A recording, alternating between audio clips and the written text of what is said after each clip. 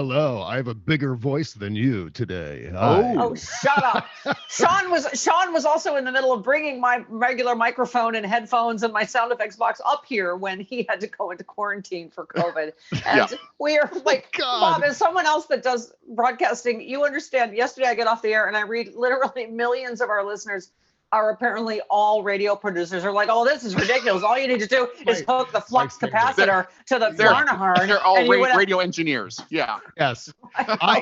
God, like Rocky Mountain Mike with song requests. I love it when people send me tips on how to improve the sound of my show. And it's amazing, that I'm able to even record my show. It's like I've got to be like Gilligan on a bamboo bicycle to make sure it all gets recorded and put out there for people to listen to. So I absolutely feel your pain. This is not a fun thing to be going through for any of you. Take even COVID out of it. Just technical issues, just in general, are the worst thing in the world if you do this for a living, especially. I totally agree. Yes. And that's why I particularly, just any kind of breezy music Chris will do. I particularly appreciated this helpful letter, Bob, as I'm sure you appreciate helpful letters at a time like this.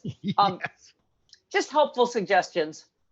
Yes, this is, from Renee, who helpfully wrote to me yesterday. Because I was calling Chris Grandpa because he's a little slower on getting the sound bites than Sean because he hasn't done this since 1942 with me. So Renee says, subject line, you are being a bully to Chris. Stephanie, why do you think it's funny to be mean to Chris? It's not funny to many people. Many people are subjected to a mean boss who makes them the butt of jokes in front of everyone, and they are not able to reply in kind because of the employee-employer relationship. Is it possible to choose a different type of banter between you two? I love Chris, and I'd hate to see him leave again. Oh, I'm sorry. Are you threatening me on behalf of Chris, Renee? And also, I do apologize. I make every effort, Renee, to be just as mean to Travis. And if I somehow fell down on the job yesterday, I apologize, and I will get back to my regular level of meanness. Thanks for your thoughts. Okay. Well, I understand. You're like Don Rickles, Stephanie. That's your shtick. You're Don Rickles to Chris. Donald Trump has made me mean, and it's going to take me time to work my way out of it. Bob, you were mean under George W. Bush too. Okay, no one's meaner to me than you two know people. You know men. Thank you, Renee. And I will remind you that Chris called me the C word once. So okay. I did. I did. Yeah. She had it coming. I did. And Stephanie. No. Yes. In his defense, I did have it coming, Renee. Okay. Bob. Yes. So we're resetting what you missed in the first segment that only Travis and I could hear, but it was fantastic, right, Travis? If we do say so ourselves.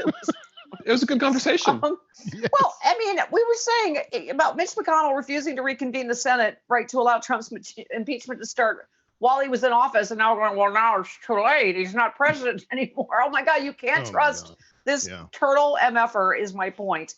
And I was just saying, Bob, this tweet about Democrats are handing Republicans a gift.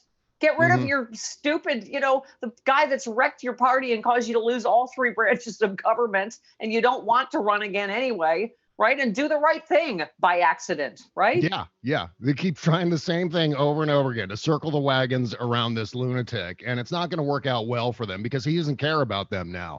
At least from what I understand, he's fine with separating out and doing his own little Patriot Party, which, by the way, there was a Patriot Party already. I think back in the 1930s, there was a Patriot Party, and it was like it's been described as being hillbilly socialists formed the Patriot Party, and now Donald Trump.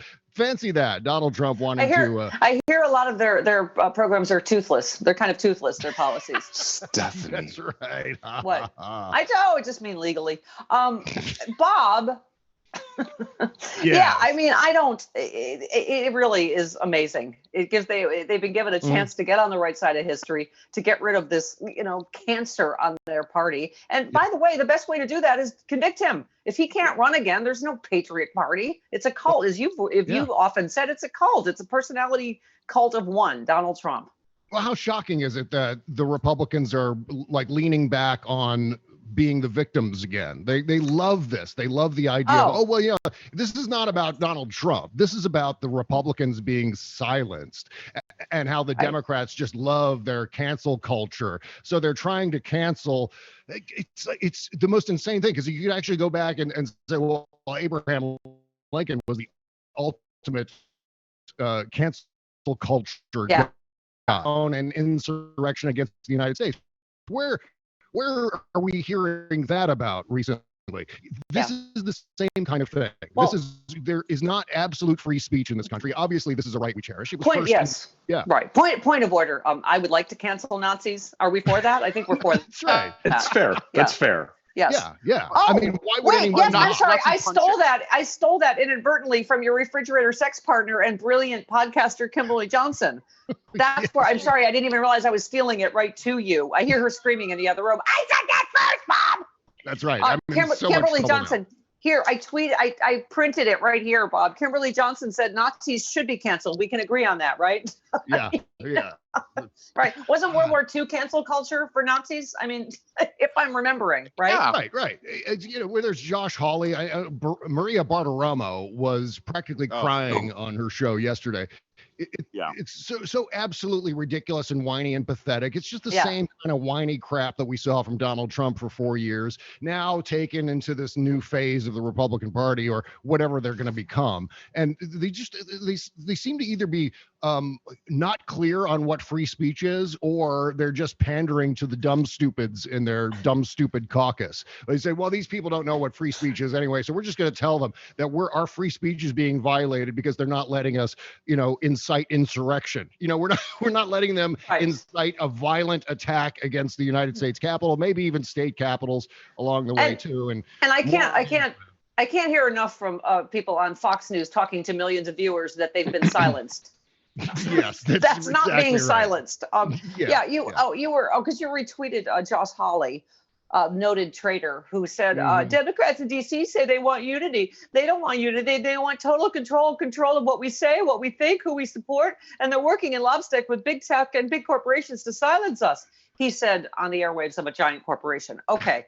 I mean, Nikki, you tweeted Nikki Haley, who said, they're going to turn around and bring about impeachment. They say they're for unity. I mean, at some point, give the man a break. I mean, move on. Oh my God. We have that. From 2 weeks ago. Oh yeah, here it is. Here 11 and 12. Yeah. 11. All right. Here we go. The actions of the president post January 6th weren't post-election. They were not great. What happened on January 6th was not great. Does he deserve to be impeached? Absolutely not. And then she went on to say, they beat him up before he got into office. They're beating him up after he leaves office. I mean, at some point, give the man a break. I mean, move on. If you truly are about moving on, move on. The idea that they're going to do impeachment, that's not going to bring our country together. That's only dividing our country. Oh my God! Oh my God! They're going to play this card over and over again. That's what you said. You said bookmark this clip, Project Lincoln, right? Yeah. You're like, nope, never. Yeah, because you know why? We're in the coming weeks and months, we're going to hear about all kinds of new things with regards to what happened on January 6th, and a lot of that is going to be, what was the White House's involvement? What was Donald Trump's direct involvement? We already have Alex Jones. I mean, take it with a grain of salt, but we already have Alex Jones on record talking about how the White House was coordinating with him about how to get that entire mob from the ellipse up by the White House down to the Capitol building. There was a whole monologue that Alex Jones did about the entire process, calling back and forth with the White House. We're going to hear more about what Donald Trump specifically did with regard to that violent insurrection. And when that happens, when we get that information, whether it's through the impeachment trial or a criminal trial, which I believe absolutely needs to happen with all of these conspirators, and people Bob, like Nikki Haley defending Donald Trump like Nikki Haley did yesterday say, oh, we just give the man a break. That's going to come up to bite her in the long run, I believe. Yeah. And Bob, I mean, how about this huge story that broke during our show yesterday? The Pentagon restricted the commander of the D.C. National Guard ahead of I keep telling you, we're going to find out Donald Trump ordered the code red. I mean, they obviously ordered. What's the word, Bob? I think the term is stand down. I believe they told the National Guard to stand by and stand down. Yeah, stand back obviously, and stand by. They needed higher. Oh, it needed to go up higher to the Pentagon. To Trump, who said no, who's was there watching his ghoulish little show on TV. That's right. And there's another layer to that too, insofar as Mike Flynn's brother, Charlie Pierce, was. Oh no, did I say Charlie? That's Charlie. No, I did. Listen, sir. Listen, sir. This is not the first time you have blamed Charlie Pierce for this insurrection, and I will not have it. I know. I keep doing that. I keep saying Charlie Pierce. I mean, Charlie Flynn. So many Charlies. I mean, I give you Charlie Pierce is shady, but my point is, I will not have this in Steffville. There will be peace. That's right. All right, go ahead. I know. I'm trying to start a feud. I'm trying to start the Stephanie Miller Show universe headbutting. No. Seriously, Charlie Flynn was on that conference call where they denied National Guard support, the DC National Guard support for Capitol Police. He was only on a portion of the call, apparently. Like, he just left the call halfway through for some reason, probably to do a Tubin, I imagine. But at the same time, which is really gross. I don't know why I've now coupled Charlie Flynn and now Charlie Pierce and Jeffrey Tubin. Somehow Charlie Pierce is going to send me an angry email anytime. And so we all know Charlie Pierce only Tubins when Jody Hamilton is on. Now go ahead. That's right. But the thing is, the Pentagon tried to cover up that fact, the fact that Charlie Flynn was on that call. The Pentagon spent several days just like the Mueller report. Why do they always lie? If there's nothing there, why do they always lie about it? Right? Mm-hmm. Yeah, this was the default position. They were adamant about the fact that Charlie Flynn wasn't on this call. What are the messages that the press got back? One of the various press outlets that were trying to confirm whether Charlie Flynn was on this call. All caps. He was not on this call in any way! ! So they were denying it only until 3 or 4 days later when they said, oh yeah, he was. We forgot that. That's Charlie Flynn. You mean the brother of the guy that called for martial law and for the military? Exactly. That guy who called for martial law on January 6th. The guy who was saying that we need to do. I mean, Mike Flynn was on the Ellipse, or he was either at the Ellipse or Freedom Plaza, calling for that insurrection to happen in front of that entire crowd. So Mike Flynn was directly involved with everything, and Flynn Bob, needs to go to jail. Thank you. I appreciate how you are on all these people on Twitter like a white supremacist on rice. Matt Gaetz. I don't know if I like that metaphor, but okay. Yes, Representative Matt Gaetz, he of the makeup bag, he tweeted, impeachment is the zenith of cancel culture. And you just pointed out impeachment is in the Constitution 4 times. You cited it. It is by definition constitutional, right? I mean, it's okay. You know what else is cancel culture? Trying to overturn an entire state's election. Especially by canceling our elections. Canceling all of the votes in the state of Georgia, which is exactly what Donald Trump was trying to do, using this stooge Jeffrey Clark at DOJ, trying to do this crazy underpants gnome plot to get Georgia to decertify its election results. So here's what we're going to do. We're going to oust the acting attorney general, and we're going to install this low-level guy from the civil division in as attorney general. Then that guy is going to something, question mark. Then suddenly Donald Trump remains president. I don't know what, it was just like the insurrection. There was no plan here. It's like, you know what Joker says in Batman, Chris, Travis, that I'm sorry, which nerd was I talking to? Oh, you, Travis. Yes. Travis. Yes. Where the Joker says in The Dark Knight, I'm going to chase an ambulance, but if I catch it, I don't know what the hell to do with it. Yeah. And that's exactly what these guys were doing. They were going to invade the Capitol, but they have no idea what they were going to do with it. Donald Trump was going to, do a Saturday Night Massacre again, and I don't know where I'm going to go after that. There's no full-fledged plot here. I loved Rachel Maddow's whole, what were you thinking? And then what would happen? I mean, I mean, you've got all these guys. House Republican leader Kevin McCarthy has now said that. What happened on January 6th? And you said the abuse. You froze for a second there, Steph. Yeah. I was what? You froze for a second. Oh, sorry. Okay. You're back. Anyway, but you tweeted the abuse is everyone's fault. The words of an abusive spouse. I mean, it really is. Yeah. It's like, now look what you've done. You've all caused this. It's like, no, we haven't all caused this. It's Kevin McCarthy said, everyone is responsible for this on some level. And Yeah, it's absolutely that same old trope that you hear from abusive spouses, where it's, and it's the one they've been going back to. It's almost like a touchstone for the Republicans. It's like, don't do any investigations. You wouldn't want to split up this family. Don't call the cops on me. I'm going to break up with you and then you'll be sorry. How many people have heard that and then seen the back part of someone's hand impacting against their face? I mean, I don't know thereafter? For certain, but I imagine your conversation with Kimberly Johnson is, if you don't have sex with me in the refrigerator again, I'm going to make you do it on the furnace. So you know what? Just okay. She's obsessed, Bob. She's obsessed. And can we just end with the Meep Wow segment? You said Trump Plaza in Florida, a condo board votes to dump Trump name after Capitol siege, and that's in the Meep Wow.